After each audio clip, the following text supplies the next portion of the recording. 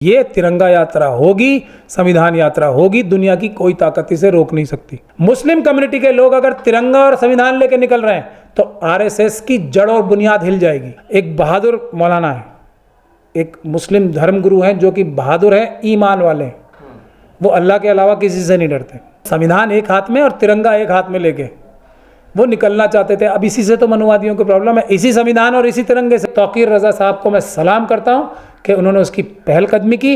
वो देश की एकता और अखंडता को एक रखना चाहते हैं, क्योंकि वो किसी भी नारे को, चाहे वो खालिस्तान का हो, हिंदू राष्ट्र का हो, इस प्रकार के सभी नारों के खिलाफ हैं।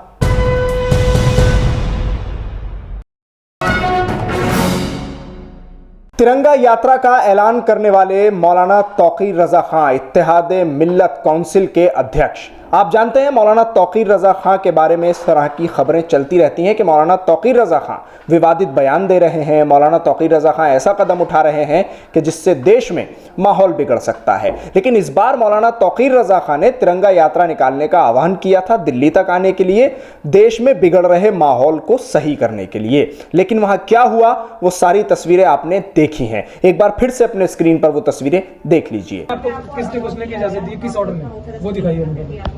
घर के अंदर आप सर्विस के लिए तो आना ही पड़ेगा ना। अंदर तो बाहर रहिए ना आप घर के अंदर। एसडीएम साहब खुद अपराध कर रहे हैं, अभी आप भी अपराध कर रहे हैं। आप किसी के घर में जबरदस्ती घुसे हुए हैं इस वक्त। धारा 341 है ये। कोई आपके पास कानूनी आदेश है घर में घुसने का, बता दीजिए मुझे। चलिए बताइए। आपके कानून वही कर सकते हो ना, आप जो आपको कानून आदेश देता है। आप कानून के बाहर जाके कुछ कर सकते हो तो वो बताओ, नया संविधान बता दिया तो।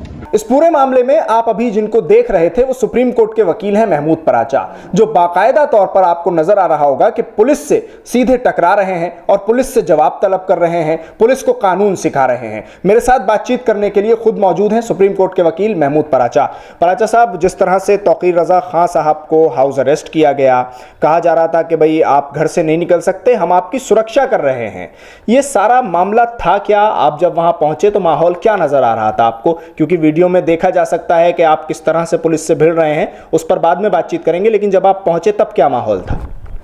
देखिए, पहुंचने से पहले मैं आपको एक बात बता दूं। मैं एक बात बार बार कहता आ रहा हूं कि जो भी अम्बेडकरवादी वकील है उनकी सबसे बड़ी जिम्मेदारी ये है कि, और हम एक फौज भी बना रहे हैं वकीलों की, अम्बेडकरवादी वकीलों की, जो कि संविधान की सुरक्षा के लिए जद्दोजहद करेंगे, संघर्ष करेंगे कि संविधान के ऊपर किसी तरीके से भी आंच नहीं आनी चाहिए। और वकीलों की जिम्मेदारी सबसे बड़ी है, आम नागरिकों से भी बड़ी, क्योंकि धारा 51A हर एक नागरिक की जिम्मेदारी लगाती है कि वो, उसकी ड्यूटी लगाती है कि वो संविधान की रक्षा करे। तो मेरा ये बार बार कहना रहा है, किसी भी धर्म के धर्मगुरु जो हैं, जो ईमानदार और बहादुर हैं, जो दलाल नहीं है, आरएसएस और मनुवादी मानसिकता के लोगों की दलाल नहीं है, ये बात बार बार मैं कह रहा हूँ, तो हम लोगों का फ़र्ज़ है, हम आएंगे और संविधान के हिसाब से उनकी रक्षा के लिए खड़े रहेंगे। और अगर वो कोई संवैधानिक कार्य कर रहे होंगे तो हम पुलिस और प्रशासन का गैर कानूनी और गैर आईनी, यानी कि गैर संवैधानिक और आपराधिक कार्यों को रोकेंगे, उसके लिए कानूनी कार्रवाई करेंगे। दूसरी ये महत्वपूर्ण बात, और उसके एग्जाम्पल आप सैकड़ों देखेंगे, जहाँ देखेंगे भारत देश का जो संविधान है, जो बाबा साहब डॉक्टर भीमराव अम्बेडकर ने अपने मुट्ठी भर साथियों के साथ बनाया, उसमें बावजूद इसके कि इतने जो भी हमारे संस्थान हैं, जुडिशरी है, जो हमारी सीबीआई है, इलेक्शन कमीशन है, सरकारों के जो अफसर हैं, वो सब कॉम्प्रोमाइज़ हो चुके हैं मनुवादी मानसिकता के लोगों की वजह से, आरएसएस की वजह। फिर भी संविधान में इतनी ताकत है कि पीसफुल तरीके से अगर आप कोई कार्य करोगे तो संविधान में इतनी ताकत है कि आपके सभी अधिकार सुरक्षित हो जाएं।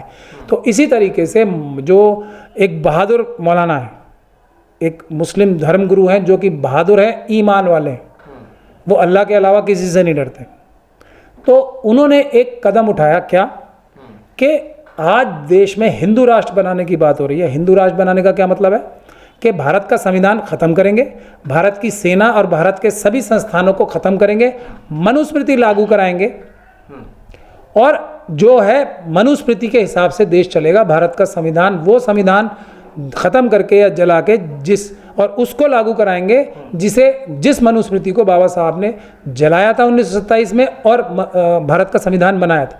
तो कोई भी देशभक्त, कोई भी नागरिक का ये फ़र्ज़ है कि इसकी मुखालफत करे, यही करने आ रहे थे ना कि हम हिंदू राष्ट्र नहीं बनने देंगे। हम भारत की एकता और अखंडता को किसी भी हालत में अक्षुण्ण रखेंगे। यही प्रधानमंत्री लेते हैं शपथ, यही अमित शाह जी लेते हैं शपथ, यही योगी जी ने शपथ ले रखी है ना, भारत की एकता और अखंडता को अक्षुण्ण रखेंगे। पहली शपथ यही होती है, संविधान के हिसाब से कार्य करेंगे, संविधान को सर्वोपरि मानेंगे।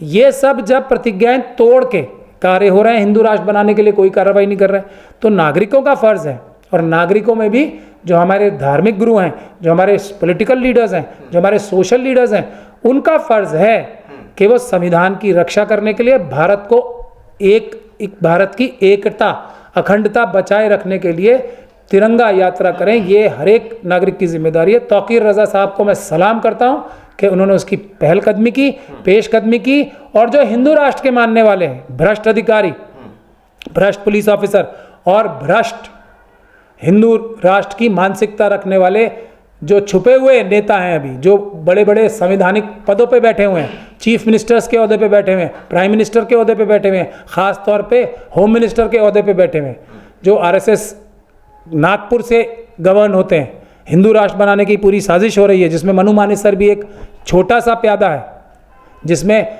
जो ये सुरेश चवाणके हैं, ये एक छोटे से प्यादे हैं, जिसमें जो धर्मगुरु धर्म संसदें कर रहे हैं भारत का संविधान खत्म करके मनुस्मृति लागू कराने का, उसमें एक छोटा सा प्यादा है। जो हमारे फैज़ान मुस्तफ़ा हैं, एक छोटा सा प्यादा है, जो मनु की बहुत तारीफ़ करते हैं। जो हमारे एक सुप्रीम कोर्ट के जज अभी रिटायर हुए हैं, आंध्रा के गवर्नर बने हैं, नज़ीर अहमद साहब, जो मनु को बहुत बड़ा आदमी मानते हैं, मनुस्मृति को बहुत अच्छी धर्म ग्रंथ मानते हैं और उसको कहते हैं उसके हिसाब से देश चलना चाहिए, वो एक छोटा सा प्यादा है। हमारे अरशद मदनी और हमारे महमूद मदनी एक छोटा सा प्यादा है, जो मनु के चरणों में सर रखे हुए हैं, ये एक छोटे से प्यादे हैं। ये सब छोटे प्यादे हैं। असल में हिंदू राष्ट्र बनाने की साजिश वहाँ से हो रही है, और एक किसी भी देशभक्त वकील की ये जिम्मेदारी है कि ऐसे लोगों की हिमायत में खड़ा हो, और हमने जाके वही किया। लेकिन आप जिस तरह से पुलिस से भिड़ते नज़र आ रहे थे, पुलिस वालों को आप कानून समझा रहे थे, वहाँ उनको धाराएं बता रहे थे कि आपके ऊपर कौन सी धाराएं लग जाएंगी, तो ऐसा क्या काम वहाँ हो रहा था पुलिस वालों के ज़रिए मौलाना तौकीर रज़ा के साथ कि आपको मजबूरन उन्हें धाराएं बतानी पड़ी, उन्हें ये बताना पड़ा कि अगर आप यहाँ से बाहर नहीं निकले तो आपके ऊपर केस उल्टा हो जाएगा? देखिए, भारत देश जो है ना, भारत के संविधान से चलता है। जो भी व्यक्ति संविधान तोड़ेगा, कानून तोड़ेगा, चाहे वो पुलिस की वर्दी पहना हुआ हो, प्रधानमंत्री हो, होम मिनिस्टर हो, चीफ मिनिस्टर हो, मंत्री हो, चीफ सेक्रेटरी हो, पुलिस का डायरेक्टर जनरल ऑफ पुलिस हो, संविधान के बाहर जाते ही वो एक आम अपराधी हो जाता है।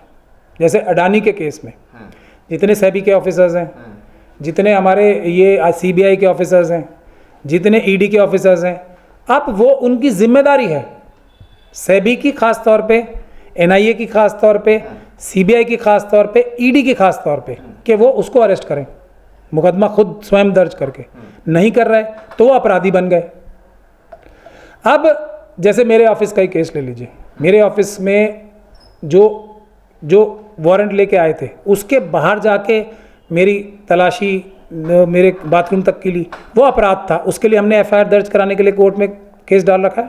तो इसमें भी करेंगे आप ऐसा? मैं उसी तरह बता रहा हूँ ना कि वो एक गैर कानूनी ऑर्डर पास किया, लेकिन कर दिया। चलिए, प्रशासनिक ऑर्डर था, पूरी तरीके से गैर कानूनी था, और उस गैर कानूनी ऑर्डर के तहत भी घर में घुस के कब्जा कर लेना, घर में घुसने से लोगों को रोक टोक पैदा करना, उनको घर के अंदर ही एक कमरे से दूसरे कमरे में बैठक में ना जाने देना, घर का सामान इधर से उधर उठाना के ले जाना, ये हो रहा था, ये वहाँ हो रहा था जब मैं पहुँचा हूँ।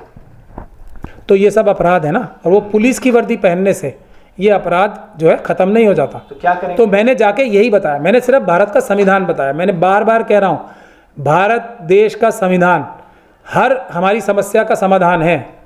घर घर, इसीलिए हमने मुहिम चला रखी है ना, मिशन सेव कॉन्स्टिट्यूशन से, घर घर संविधान, संविधान से हर समाधान। तो संविधान से समाधान हुआ कि नहीं हुआ? जो क्राइम कर रहे थे, हमने जाके सिर्फ यही तो बताया, जो वहाँ पे उच्च अधिकारी मौजूद थे, हमने क्या कहा कि ये आप ट्रेसपास कर रहे हो, धारा 341 लगेगी आप पे, ये जो आप सामान इधर से उठा कर रहे हो, ये सब आपको गुनाह बना, ये अपराध कर रहे हो।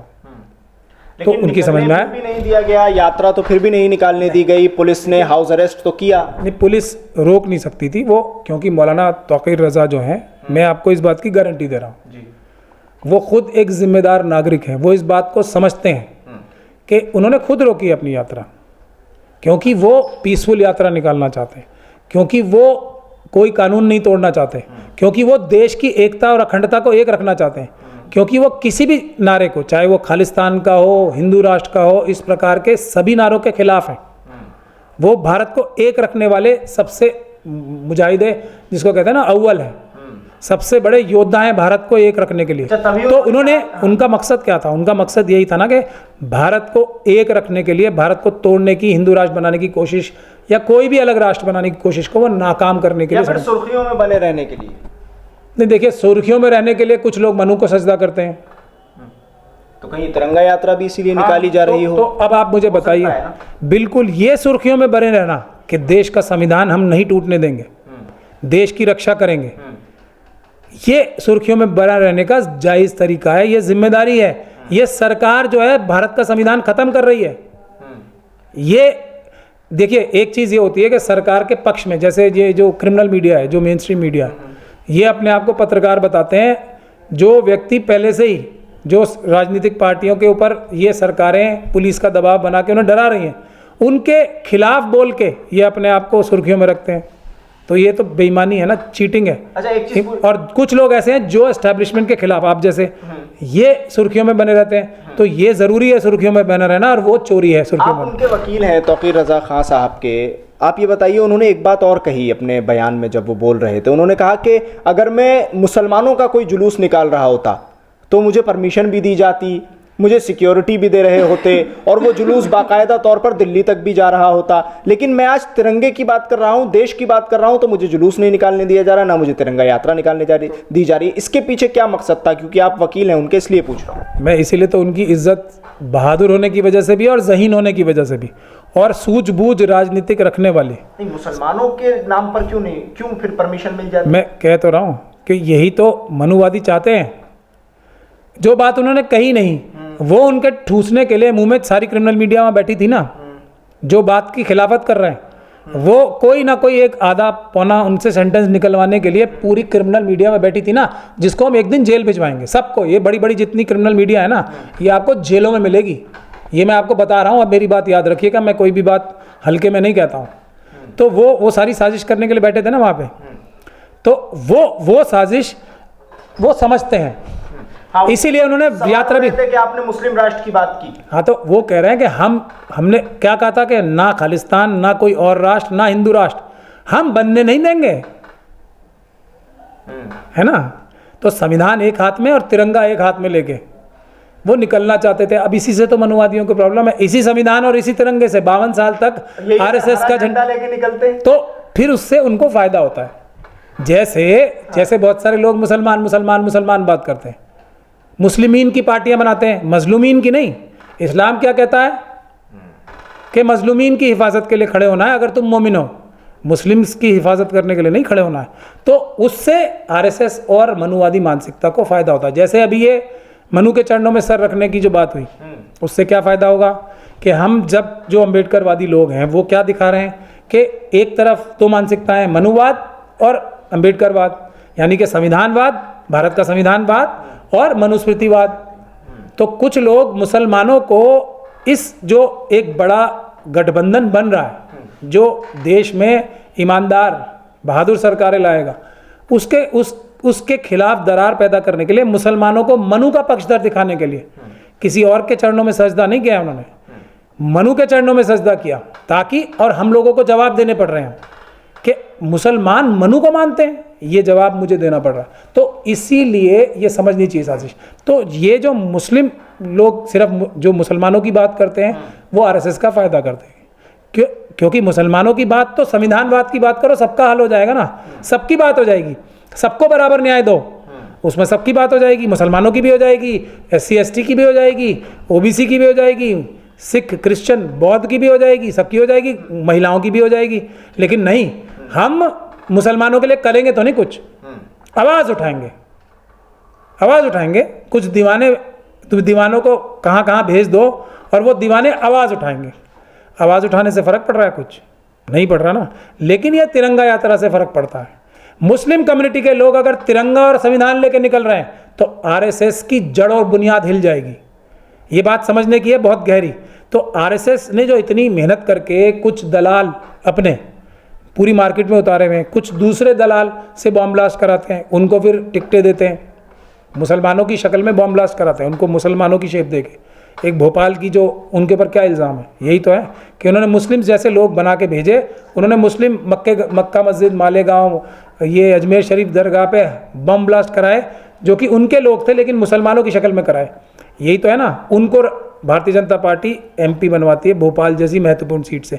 तो ये जो राजनीति है इसको नेस्तो नाबूद हो जाएगी ये कि मुस्लिम्स तो सबसे बड़े देशभक्त हैं भाई, ये तो देश की एकता और अखंडता के लिए यात्रा कर रहे हैं। एक आखिरी चीज़ पूछना चाहता हूँ आपसे, इंटरव्यू ख़त्म करते हैं। मौलाना तौक़ीर रज़ा के ऊपर एफआईआर भी हैं, केस भी उनके ऊपर दर्ज हैं। जनता भी ये जानना चाहती है आपसे कि मौलाना तौक़ीर रज़ा मामले में होने क्या वाला है उनके ऊपर, क्योंकि एफआईआर भी हैं। क्या जेल चले जाएंगे, पुलिस अरेस्ट कर लेगी? आप उनके वकील हैं, ये बात क्लियर कर दीजिए कि क्या होने वाला है। क्या वो अब आवाज़ उठानी छोड़ देंगे, या ये जो हाउस अरेस्टिंग हुई है इसके बाद, या एफआईआर जो हुई है उसके बाद खामोश हो जाएंगे? जो प्रेस कॉन्फ्रेंस सबने देखी ना, जो क्रिमिनल मीडिया ने भी कवर की और सबने कवर की, उसमें मैं उनके बिल्कुल बराबर में बैठा हुआ था।